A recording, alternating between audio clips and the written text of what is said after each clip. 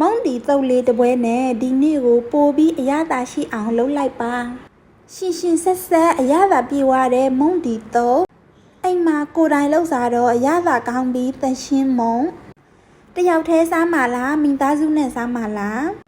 အရင်တုန်းကမုံဒီတုတ်ကိုဒီလောက်မကြိုက်ဘူးဒါပေမဲ့အခုကတော့မုံဒီတုတ်မှာမုံဒီတုတ်ဖြစ်သွားပြီ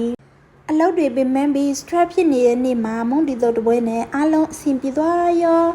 အိုဒီကိုစီထည့်မယ်စီပူလိုက်ရင်ကျွတ်မြူကျွတ်နီးထည့်ပြီးတော့စီတက်လိုက်မယ်မွေးလာပြီဆိုတာနဲ့ကျမငရုတ်သီးကိုအယောင်တင်မုံလေးတွေပဲသုံးထားတယ်အယောင်တင်မုံလေးတွေထည့်လိုက်ပါမယ်ပြီးလို့ရှိရင်တော့မုံဖက်လေးနဲ့တုပ်လိုက်ပါမယ်အရသာတွေကတော့ဆိုင်းရင်ရှုံမုံလေးတွေထည့်ပါမယ်တံပြာသီးအနှဲငယ်ထည့်ပါမယ်မကြီးထည့်ရှင်လည်းရပါတယ်ပြီးလို့ရှိရင်တော့ကျမအပေါ်ကနေကျဥလေးတလုံးပြုတ်ပြီးတော့ရောပြီးတုပ်လိုက်ပါတယ်ရှင်ငံဆက်ဆိုတော့တငယ်ချင်းတို့လည်းပြေယိုနေကျမကတော့တာဝန်မယူဘူးရှင်စတာပါ